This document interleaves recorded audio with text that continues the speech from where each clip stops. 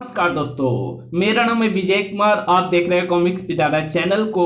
तो चलिए दोस्तों, राज कॉमिक्स में एंथोनी गोंजाल्वेज की शानदार कॉमिक्स को शुरू करते हैं, जिसका नाम है जस्टिस कॉल। आप देख सकते हैं इसका कवर पृष्ठ जो कि कुछ इस तरह का है। तो चलिए इसकी शानदार स्टोरी को शुरू करते हैं। काऊ, यहाँ तो हर ओर खामोशी है, कोई नजर नहीं आ रहा। लवली भी दिखाई नहीं पड़ रही। उसने हमें डिनर पर बुलाया था। बर्तन गिरने की आवाजें, खनाक, काऊ। पकड़ो पकड़ो उसे, खबरदार, उसे चोट नहीं लगनी चाहिए। अगर उसे खरोच भी आई तो तुम्हारी खाले खिंचवा लूंगा। बहुत प्यार करता हूं मैं उसे। रूजर को मैक से अलग करो। या आ ओह माय गॉड, वो उसका मांस नोच रहा है। उसे अलग करो, खींचकर अलग करो।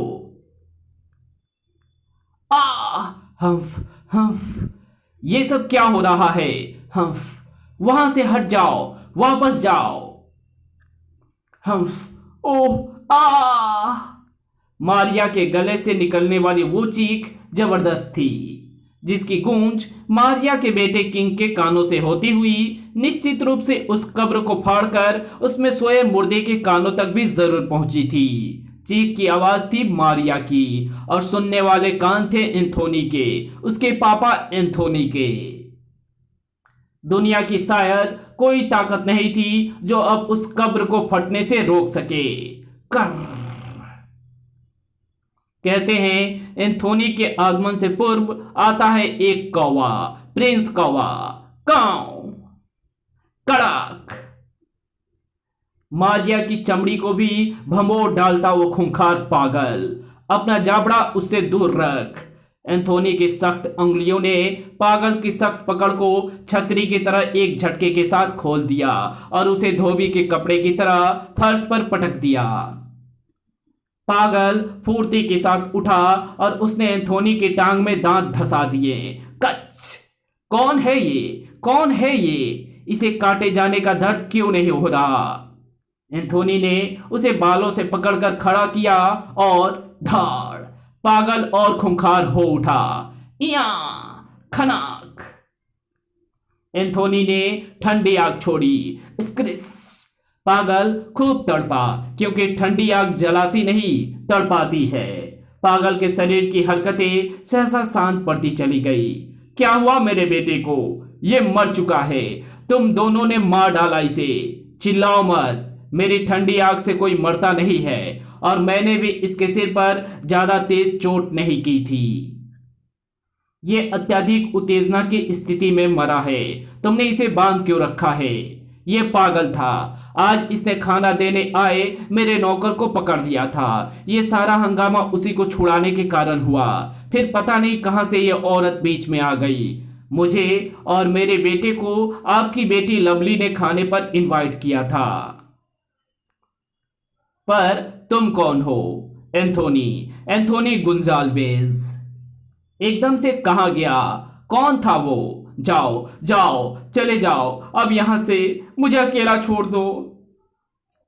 मुझे अपने बेटे के साथ अकेला छोड़ दो। आज इसकी सभी तकलीफों का अंत हो गया। बिना कोई अपराध किए ही ये आज तक सजा भुगत रहा था। आज इसकी सजा खत्म हो गई। मेरा बेटा आज भूखा ही लंबी नींद सो गया। आजादी मिल गई इसे नरक से। आज आजादी का दिन था, स्वतंत्रता दिवस। सारा देश आजादी का पर्व मना रहा था। सारे जहां से अच्छा हिंदुस्तान हमारा। अच्छे चाल चलन के कारण कुछ कैदियों को उनकी सजा कम करके रिहा कर दिया जाता है। मीडिया को ऐसी किसी भी घटना का इंतजार रहता है। आपका नाम? मेरा कौन सा नाम? जेल जाने के पहले या बाहर आने के बाद का? दोनों। जेल जाने से पहले मैं डाकू दुर्जन सिंह था। उससे भी पहले मैं एक फौजी था। कारगिल युद्ध में मैंने दुश्मनों के छक्के छुड़ा दिए थे। मुझे बहादुरी के लिए मेडल मिला। माँ पिताजी मेरी इस कामयाबी पर बहुत खुश थे। छुट्टियों में मैं घर लौटा तो अपने शहर को हफ्ताखोरों की भीड़ से घिरा पाकर मैं आपे से बाहर हो गया। वो लोग मेरे दोस्त अर्जुन से हफ्ता वसूलने आए थे। सिंह सिंह सिंह, दुश्मन देश की सरहद पर ही नहीं अंदर भी तुम्हारे रूप में मौजूद हैं और मेरा काम भी उन्हें खत्म करना है। घर पहुंचा तो पता चला कि मेरी पत्नी एवं दोनों बच्चों को किडनैप कर लिया गया है। अंडरवर्ल्ड मेरे इस कारनामे से खफा हो गया था। मुझे बर्बाद करने के लिए उन्होंने मेरे दोस्त अर्जुन की मदद ली। इस पैकेट में चरस है, पर यह पैकेट तो मुझे अर्जुन दे गया है। बिकी हुई पुलिस ने मेरी एक न मानी। मुझे हथकड़ियों में देखकर मेरी माँ सदमे से मर गई। माँ के सदमे से पिताजी भी चल बसे। अपने माथे पर लगे कलंक को धोने के लिए मैं पुलिस की कैद से भाग निकला। रुक जाओ, अपनी पत्नी एवं बच्चों के जिंदा होने की उम्मीद मैंने छोड़ दी थी। गुस्से में भरा मैं अर्जुन के घर पहुंचा और उसे गोली मार दी। भेड़ की खाल में भेड़िए हो तुम, दगाबाज। मैंने उसके घर को आग लगा दी। पुलिस से बचने के लिए मैंने बिहड़ों के डाकुओं की शरण ली और डाकू दुर्जन सिंह बन गया। इंसानियत और पुलिस की वर्दी से मेरा विश्वास उठ चुका था। लेकिन होनी बलवान है।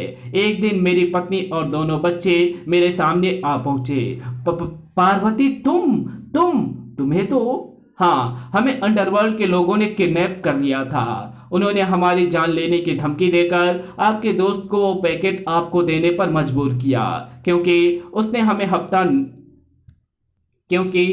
उन्हें हफ्ता नहीं दिया था। दोस्त के हाथों दोस्त का कत्ल करवाकर उन्होंने एक तीर से 2 निशाने किए। मैं आत्मग्लानि से भर उठा। मेरा जमीर मुझे धिक्कारने लगा। मेरे परिवार को बचाने की खातिर अर्जुन चुपचाप मेरी गोली भी खा गया। उफ, ये मैंने क्या किया। इंसानियत पर विश्वास दोबारा कायम हो गया। फिर मैंने आत्मसमर्पण कर दिया और आज मैं सजा भुगतने के बाद डाकू दुर्जन सिंह के नाम का चोंगा उतारकर जेल के अंदर ही फेंक आया हूँ। जेलर ने मेरा नया नाम सज्जन सिंह रखा है। मेरा परिवार मेरा इंतजार कर रहा होगा। अब मैं उसके साथ आराम की जिंदगी बिताना चाहता हूँ। आपको सजा क्यों हुई थी? मुझे ये सजा कानून ने बाद में दी थी। कुदरत ने तो मुझे सजा पहले ही दे दी थी। मेरा नाम डेविड धवन है। एक डॉक्टर का कर्तव्य होता है जीवन बचाना, लेकिन मैं पैसे की चकाचौंध में अपना कर्तव्य भूल गया। मैंने मानव अंगों की चोरी आरंभ कर दी। गुर्दे, आंखों के कॉर्निया, उनके स्किन, इन सब के मुझे अच्छे पैसे मिलते थे। मेरे मरीज मर रहे हैं या बच रहे हैं ये जानने की मैंने जरूरत नहीं समझी थी, लेकिन होनी को कुछ और मंजूर था। ना जाने कैसे मेरे शानदार बंगले में आग लग गई। मेरा पूरा परिवार जलकर खाक हो गया। शायद उन्हीं लोगों की बद्दुआएं मेरे सुख को खा गई थी। कुदरत के इस फैसले पर मैं स्तब्ध रह गया। इंसान अपने परिवार की ऐयाशी के लिए पाप करता है, दूसरे का परिवार उजाड़ता है तो उजड़े, ये नहीं सोचता। मुझे अपने आप से नफरत हो गई। मुझे उम्र कैद की सजा मिली। मैं अपना शेष जीवन जेल में रहकर यहाँ के मरीज की देखभाल में लगाऊंगा। आज मुझे मेरे अच्छे चाल चलन के कारण छोड़ा जा रहा है, लेकिन मैं जानता हूँ कि मेरे लिए ये मुक्ति सजा से कम नहीं, पर कानून इन सब बातों को नहीं मानता। और आपने क्या गुनाह किया था? मेरा गुनाह माफी के काबिल नहीं।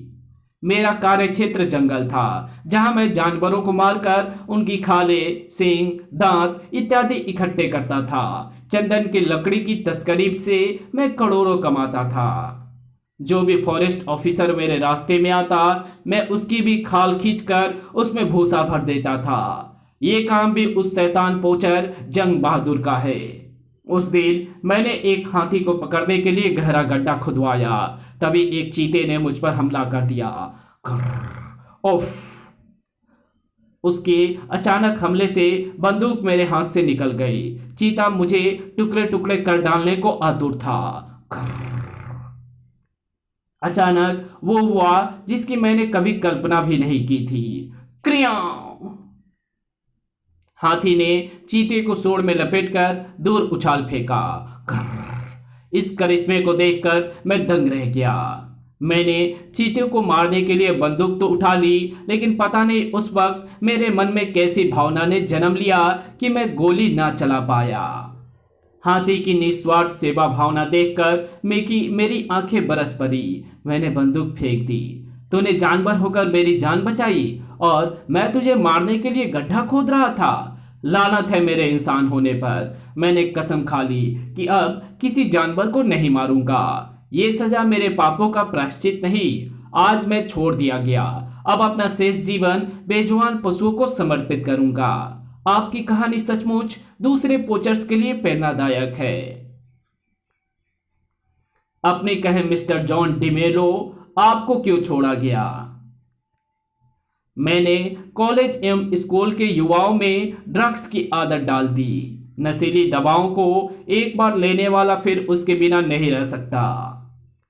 पहली डोज मैं उन्हें मुफ्त में देता था। उसके बाद चाहे पैसों के लिए उसे चोरी करनी पड़े या डाका डालना पड़े, वो मुझसे आकर ड्रग्स जरूर लेता था। डिमेलो, ये लो 100 रुपये। लाने के लिए मुझे एक वृद्ध को मारना पड़ा। ये तुमने मुझे किस गंदगी में धकेल दिया? ड्रग्स के अलावा नकली दवाओं के धंधे में भी खूब प्रॉफिट था। चौक मिट्टी से भरा ये एक कैप्सूल 85 रुपए का है। मेरे होश उस दिन उड़ गए जब मेरा अपना बेटा ड्रग्स का शिकार होकर बीमार पड़ गया। जो दवाएं उसे दी गई वो नकली थी। उसे बचाया नहीं जा सका। बेटा, तुम्हारे पापों की सजा इसे मिली है डिमेलो। मैं छूटना नहीं चाहता था, लेकिन मुझे इसलिए जल्दी छोड़ दिया गया क्योंकि मैंने ड्रग्स के कई रैकेटों का सफाया करने में कानून की मदद की थी। आप तो शहर के प्रसिद्ध बिल्डर शिकागो साहब हैं। आपने क्या किया था? लोग दीवारें में ईंटें चीनते हैं, मैंने उसमें एक परिवार की लाशों के टुकड़े चीने। उस प्लॉट की कीमत 20 करोड़ थी। मैं उस पर होटल बनाना चाहता था। अगर वो सेठ अपना प्लॉट नहीं बेचता तो उसके पूरे परिवार को खत्म कर दो और कानूनी कागजों पर अंगूठा ले लो। अगले दिन होटल की नींव रख दी गई, लेकिन किसी को भी पता नहीं चला कि नींव में सेठ के परिवार की लाशों के भी टुकड़े चीने जा रहे हैं। दीवारों पर प्लास्टर कर दिया गया। इंसानियत जैसे मर गई थी उस वक्त मेरी। संयोग से सेठ के जवान लड़के की, जो विदेश में था, वापस लौटने की खबर मुझे मिली। अगर ये वापस लौट आया तो प्लॉट पर खड़ी इमारत देखकर सारा माजरा समझ जाएगा। मैं कोई खतरा मोल लेना नहीं चाहता। उसे बम से उड़ा दो। और हाँ, मेरा बेटा भी कल इसी फ्लाइट से आ रहा है। उसको लेने तुम भी मेरे साथ चलोगे। मैं वापस लौटा तो मुझे पता चला कि मेरा बेटा कल नहीं, आज ही इसी फ्लाइट से आ रहा है जिसमें सेठ का बेटा आ रहा है। क्या? मेरे आदमी ने बम फेंक कर सेठ के बेटे की कार को उड़ा दिया। अपनी खुशियों को पलीता दिखा दिया था मैंने, क्योंकि सेठ का बेटा और मेरा बेटा दोस्त थे और एक ही कार में आ रहे थे। दोनों की लाशों के इतने टुकड़े हो गए थे कि पहचानना ही मुश्किल था कि उनमें से मेरे बेटे के शरीर के टुकड़े कौन से हैं। मेरा बेटा, मेरा बच्चा। एक बेटे की मौत का दर्द क्या होता है यह मुझे उस दिन पता चला। पैसों की चमक इंसान की बुद्धि में अपराध की जंग लगा देती है और ये जंग बुद्धि को खा जाती है। मैंने अपना सब कुछ अनाथालयों, आश्रमों इत्यादि में दान कर दिया। इस बात का एहसास मुझे बहुत देर से हुआ कि पेट भरने के लिए 2 रोटी काफी है। नोटों की गड्डियां सुख का हाजमा खराब कर देती है। आपकी आत्मकथाएं प्रेरक है। शायद इन्हें सुनकर दूसरे अपराधी वक्त रहते संभल जाएं। अलविदा। अब जिंदगी को अलविदा कह दो, क्योंकि मेरा कानून इस सजा और तुम्हारे प्रायश्चित को नहीं मानता। इस कहानी को यहीं खत्म करते हैं। इसके आगे कहानी पढ़ेंगे इसके पार्ट 2 में। तो मिलते हैं इसके दूसरे पार्ट में। तब तक के लिए बाय। अगर आपको ये वीडियो पसंद आई हो तो इस वीडियो को लाइक कर देना। चैनल पे नए तो चैनल को सब्सक्राइब कर बेल आइकन को जरूर प्रेस कर देना और जहां इस वीडियो की जरूरत हो वहां इसे शेयर जरूर कर देना।